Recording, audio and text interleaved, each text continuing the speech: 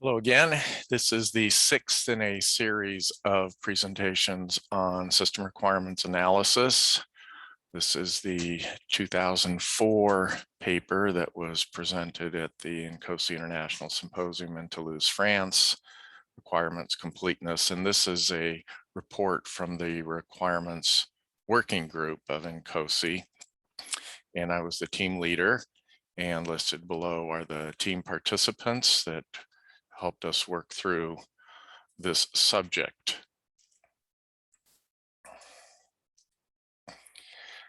This topic of requirements completeness actually began in circa 1997. A request came in from INCOSE leadership to define methods for determining when a set of requirements is complete. And the working group wrestled through this topic for several years with starts and stops on a working group project, different leaders, and finally in 2002 I was asked to take over this activity and organized the participants that were listed on the title page.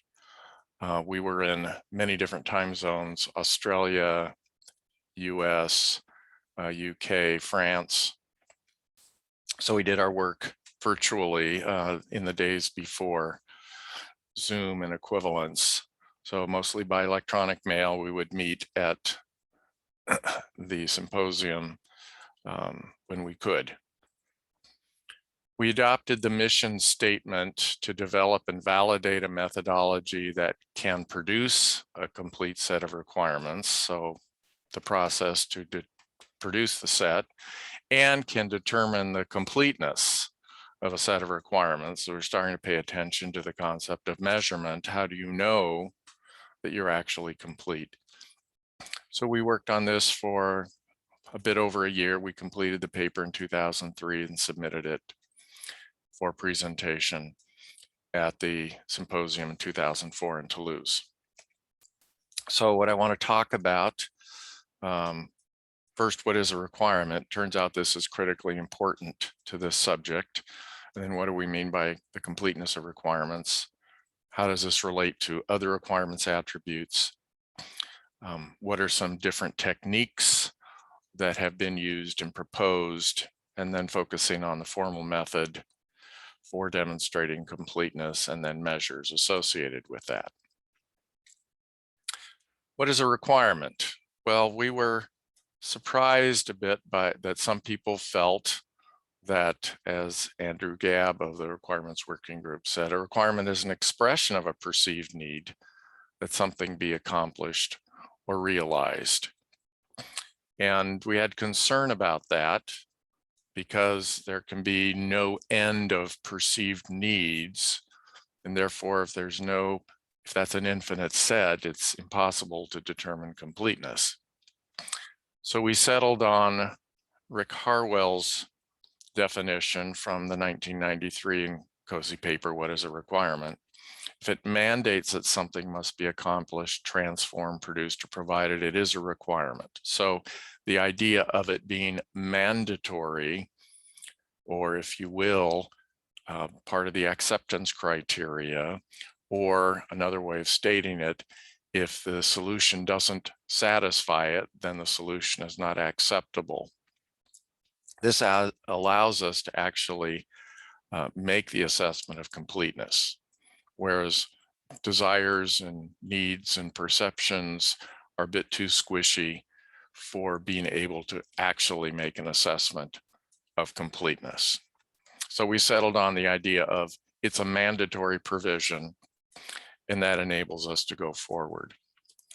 There are, of course, lots of other attributes of requirements, and these are discussed in the INCOSE Guide to Writing Requirements, which has been released several times now.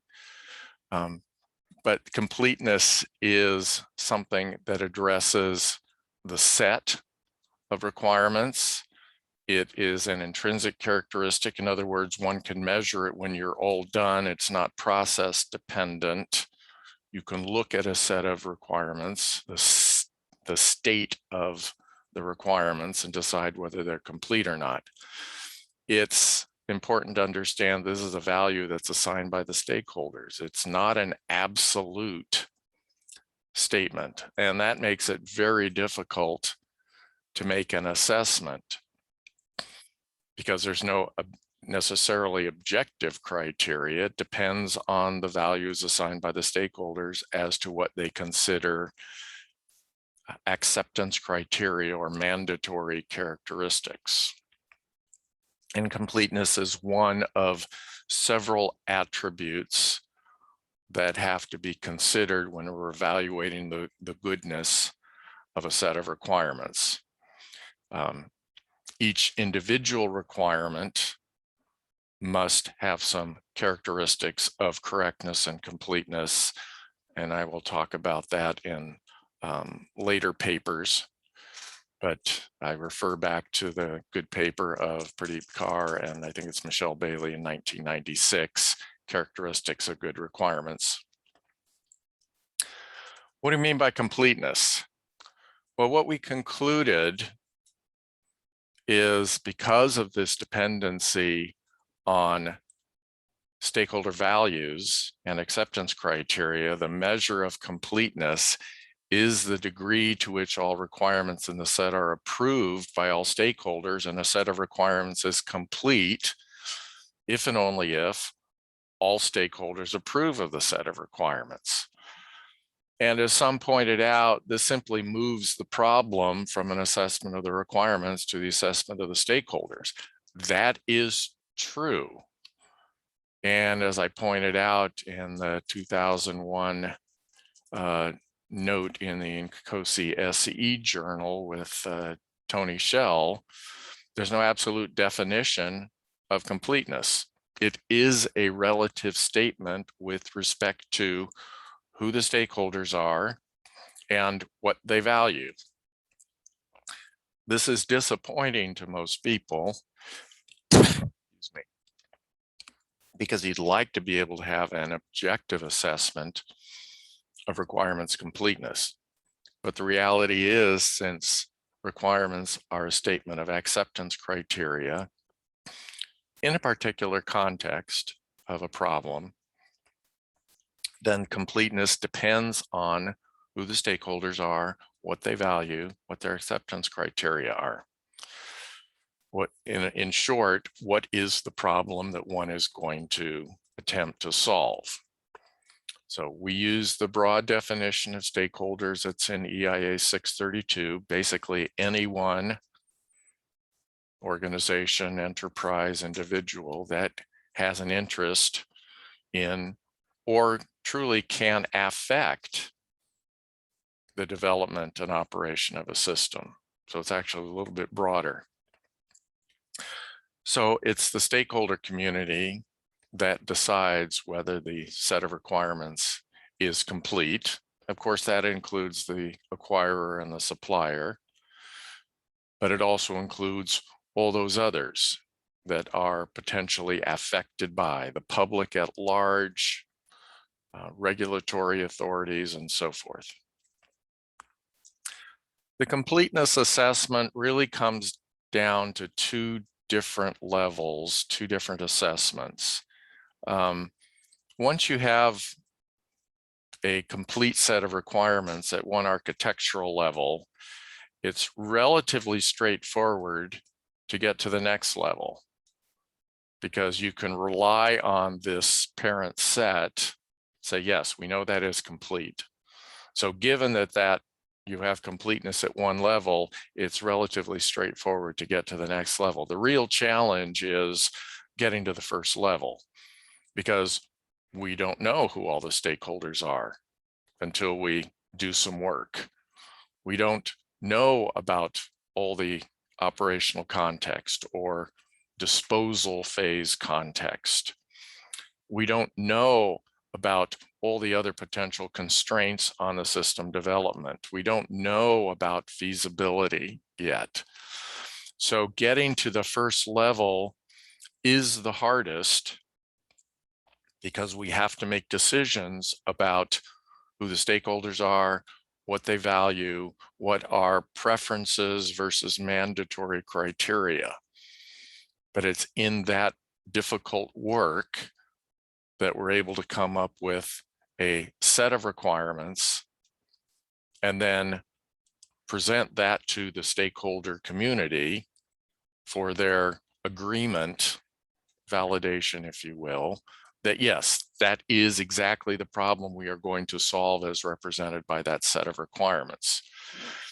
If we skip that part, then we can have no confidence that the system requirements and all subsystem and component and lower level requirements are also complete, because we don't know that the top level was actually complete with respect to the problem at hand. So this is perhaps not a new issue in systems engineering, ensuring that you have the right set of requirements at the beginning, but failure to do that means all the work you're going to do on completeness checks going level to level may be for naught because you missed something at the very top level. So I can't emphasize enough gaining an assessment of the completeness of the first level of requirements is critical for this whole process. And it depends on who the stakeholders are in the context of everything else going on and what they value. We looked at several approaches, and these had been understood when the Requirements Working Group got going on this project in 96 or 97. A template or checklist approach, and this has been the standard way. You use a standard outline for a specification and go through each paragraph and make sure you've got something that addresses it. Or requirements elicitation, by working with various stakeholders, trying to get an assessment of what they value using QFD, prototyping, other function analysis techniques like using use cases to evaluate missions, the concept of operations. As I said in the 1998 paper, Jeff Grady talked about reviewing, and that was the dominant method people were using: review, review, review. Can anybody think of anything that we're missing? But none of these were satisfying in terms of giving us an objective set of criteria to decide whether we truly did have a complete set of requirements or not.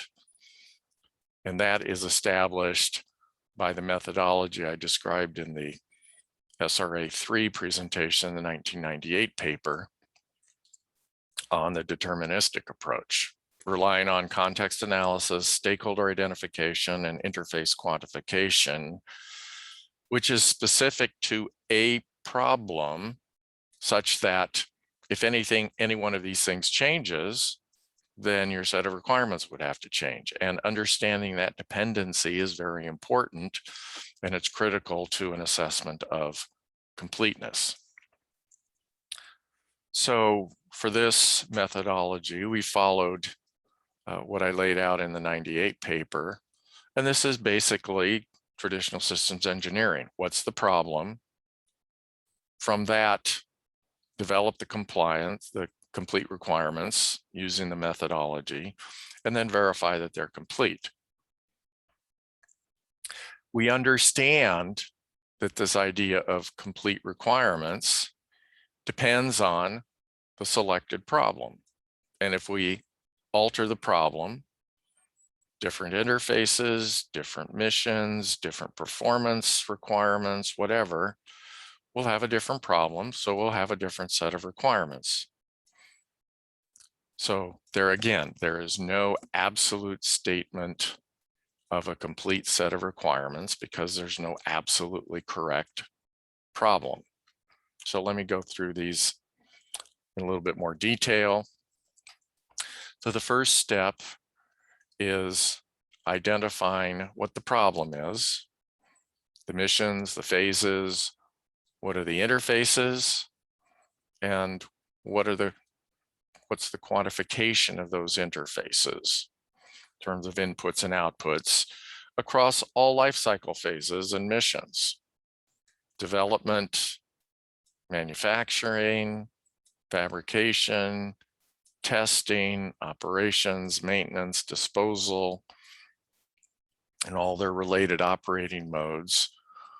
What are the interfaces, inputs and outputs, and what are the ranges of those interfaces in terms of valid and invalid and undefined and so forth, performance values associated with those interfaces.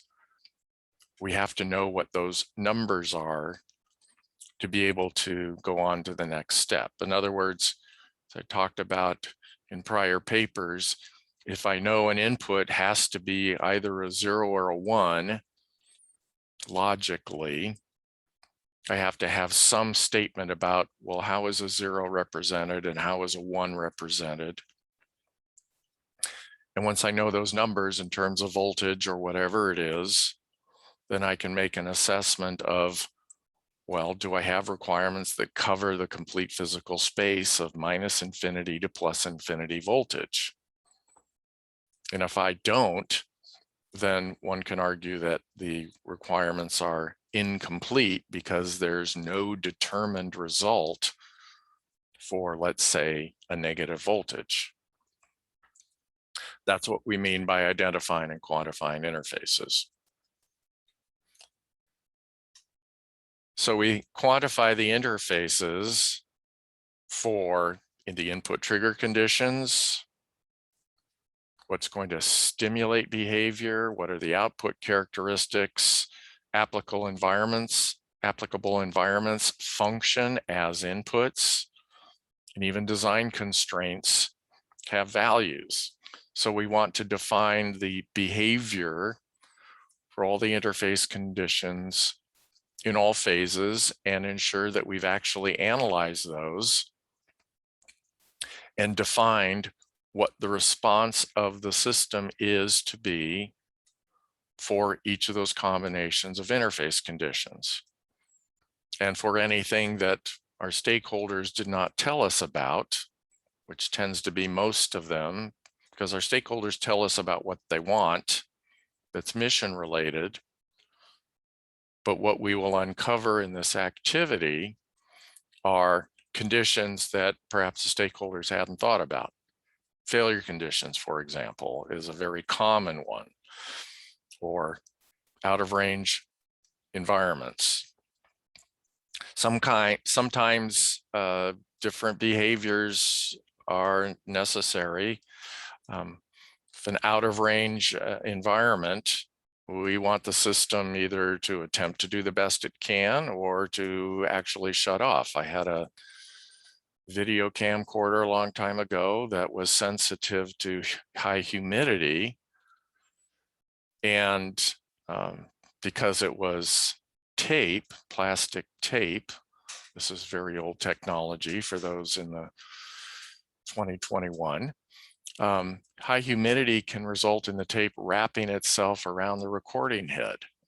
So doing the best you can is not acceptable because it may ruin the tape.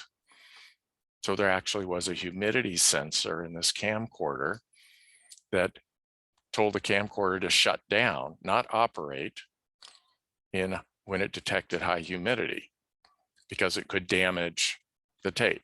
That's good requirements definition that perhaps people wouldn't have tumbled to had they not thought about the humidity parameter space and its effect on the camcorder and the tape. But once we come up with all these new behaviors, these have to be validated with the stakeholders. Okay, we're going to put this in the requirement that this is what the system must do under these conditions. Is that acceptable?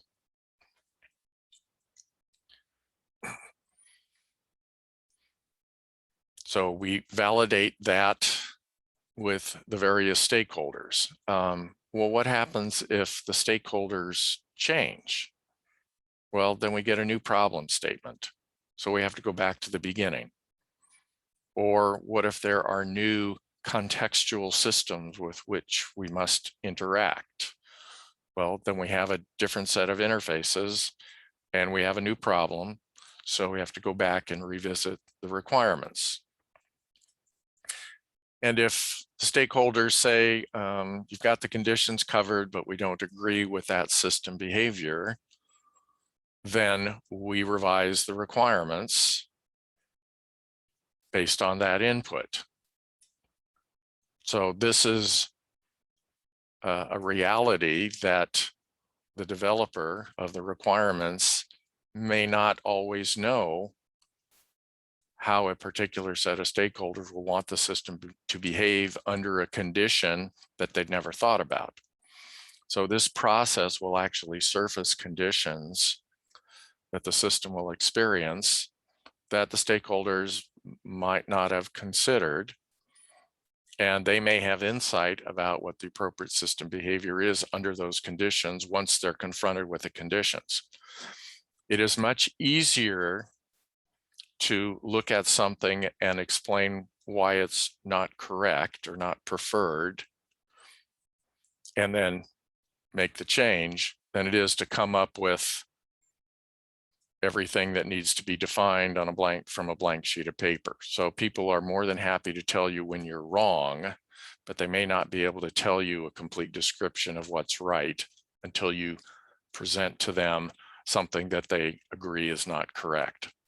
So we look at this as an opportunity of presenting to the stakeholders, here's our best assessment of what the system should do under all these conditions. And having given them a complete description of those behaviors, they can explain and tell you which ones they agree with and which ones they don't agree with. So that's the methodology. It's deterministic. It does involve stakeholder engagement to ensure that we actually have the correct behaviors and so forth for the conditions that weren't included in the original sets of requirements, but that's okay. But that's a necessary step to ensure we actually have completeness. And then we can measure completeness, degrees of completeness. For example, do we think there are missing stakeholders? It may be that we weren't able to gain participation of certain folks. Well, that's a big red flag for being able to assert completeness. Or the stakeholders don't know all the parameters they care about. So that's another thing we can measure. What about other parameters that have to do not with functionality, but physical attributes and environments? So we have to make assessments of those. And that will come from experience. So things like weight and size and other things like that. So we need to make sure we are able to address the physical ranges for all the criteria. And that includes all the performance attributes, which include timing assessments. Well, what happens if it's early? Well, what happens if it's late? Those kinds of things regarding inputs that are supposed to arrive. A common problem in complex systems, system I was working on, the way the software is being written, if an input that was expected didn't arrive, the software just sat there and spun. It didn't do anything. It didn't look for any other inputs. It just effectively hung and never did anything else if a particular input didn't arrive, which isn't an acceptable behavior. But at the time, the requirements didn't assess, didn't define what the appropriate behavior was if a particular input didn't arrive at all.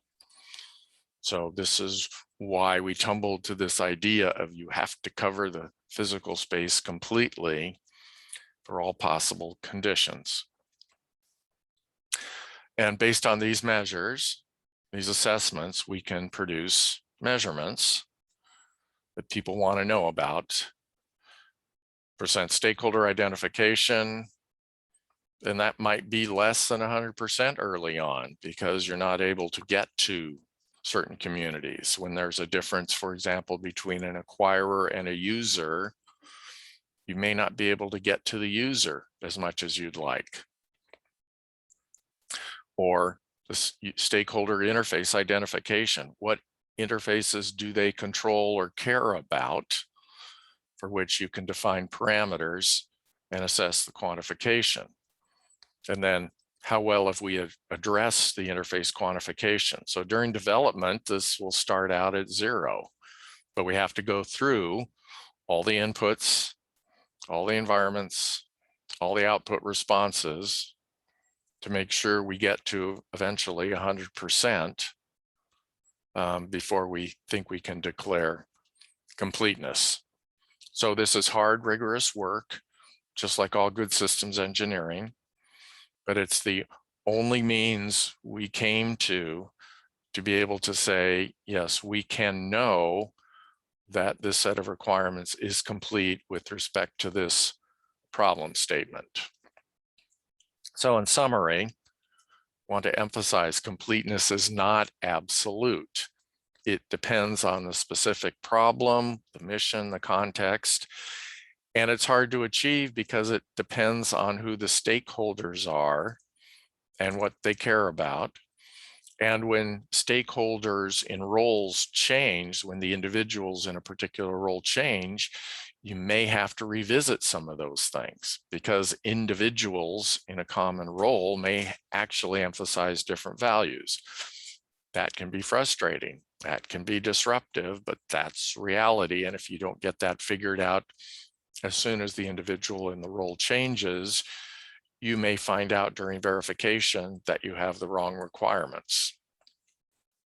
Completeness is hard to achieve and it requires perseverance. It requires discipline to go through all the interfaces and combinations. But it can be achieved with disciplined systems engineering, and it can be measured and quantified to let folks know how you're doing and how complete you are and when you think you might be done. So this was our work from the committee, the subgroup of the INCOSE Requirements Working Group. And I want to express appreciation to the Requirements Working Group for feedback and to my colleagues on the team for their support in making this happen. And we leave this now to everyone to be able to use on into the future. And here ends this presentation. Thank you very much for your attention.